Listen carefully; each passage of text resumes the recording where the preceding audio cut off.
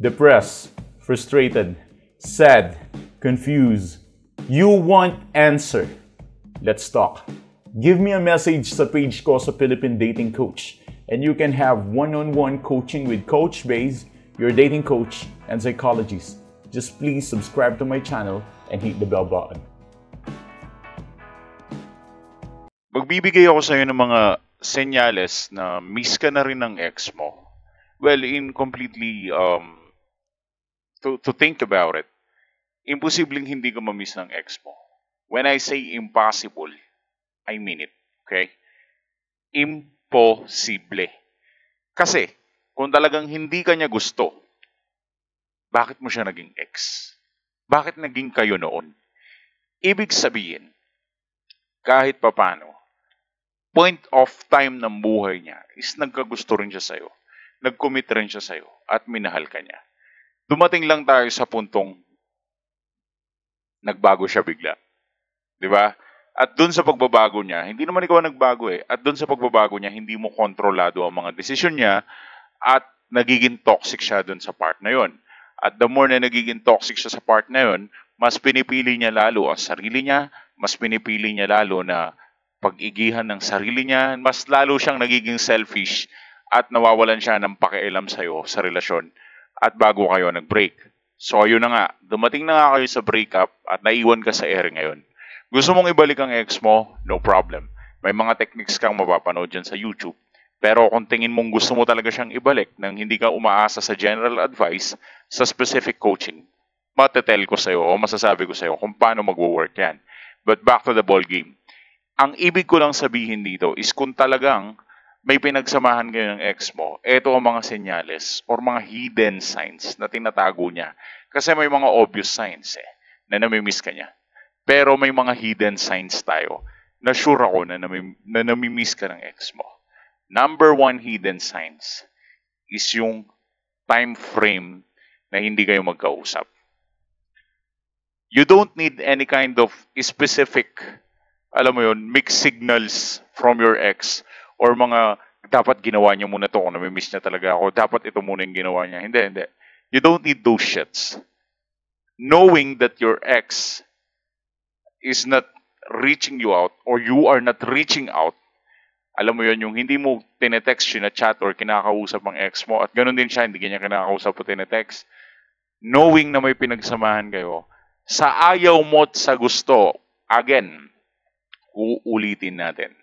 Sa ayaw mo at sa gusto, namimiss ka ng ex mo. Hindi lang niya pinapakita, obviously. So, yun yung pinaka-hidden sign. So, ang hidden sign natin ay galing siya sa time frame.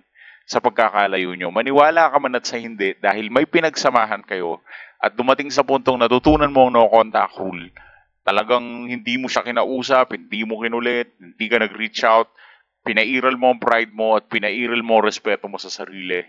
That will be the time na because of your self-respect, nagbibigyan siya ng space and time. At during that space and time is nakakapag-isip-isip siya kung nasan ka na, kamusta ka na, at ano na bang bagay ang dapat na maibahagi mo sa kanya. And through that, specifically, unti-unti na-realize ng ex mo na kailangan kanya sa life niya. Yun yung first hidden sign natin. It's a time frame. Kung gaano kayo katagal din nag-uusap. Second hidden sign na namimiss ka ng ex mo is kapag nababalitaan mo sa mga kaibigan, sa mga tropa, na may mga times na nag-o-open up pa rin siya tungkol sa'yo. Like for example, ino-open up niya kung paano mo siya biniktima. Yung mga gano'n na.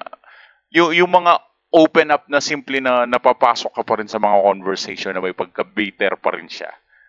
It's a sign pa rin na nag-sweet lemon siya, di ba? Parang sasabihin niyang matamis ang lemon kahit alam naman niyang maasim, di ba? So, ang katotohanan ay hindi nila matatago. Ngayon, lumalabas ito sa bibig nila kasi they talk about you behind your back. They talk bad about you behind your back. Kada may makakausap silang mga tropa at mga kakilala, pag na-open ka nila, parang ikaw yung puntuhan na masama ang ginawa mo, masama yung ganito mo, kaya ka hiniwalayan. Kapag ganun sila nagsasalita at nakikita mo napaka-bitter nila sa mga conversation, para sa'yo, pangit na sign yun kasi parang feeling mo is nagrarant sila ng galit tungkol sa'yo. Pero ang katotohanan is, deep inside, meron silang malalim na insecurity sa'yo. Sugat. Kung bakit alam mo yun, sugat mula sa'yo na parang ikaw lang ang makakapag-heal. Pride mo yun, ha?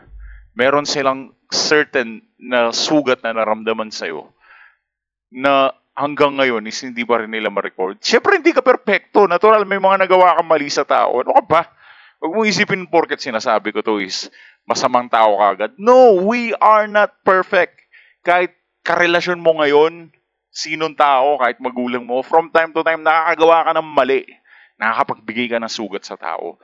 At ang sugat na naibigay mo sa kanya, kapag nagpapakita pa rin siya ng bitterness sa mga past na nga di ba? Ako, yung mga nakaaway ko nung bata ako, ngayon kaibigan ko na. Ibig ko sabihin, time goes by, di ba? Lumilipas ang panahon, lumilipas ang time, at nagmo-move on lahat ng tao, nagmo-move on lahat ng bagay. Siya na lang ang hindi makamove on. Kasi bukang bibig pa rin niya sa'yo, puro mga negatibo. Ibig sabihin, meron pa rin siyang insecurity sa'yo. At yung deep insecurities na yon, sa likod nun, okay? Hindi yung insecurity. Sa likod nun, may pagka-miss pa rin sa'yo. Dahil kung hindi ka na nami-miss niyan, he or she will never talk about you behind your back. Kung magsalita man siya, siguro mga simpleng bagay lang, hindi yung puro negative. So, yan yung mga hidden signs na nami-miss ka na niya. At syempre, hindi mo na nga malalaman kasi nga hidden signs.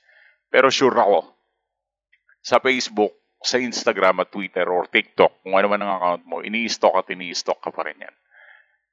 And I think I'm really sure about that. You don't need confirmation. I'm just sure about that. Okay? Anyways, I appreciate. Thanks for watching.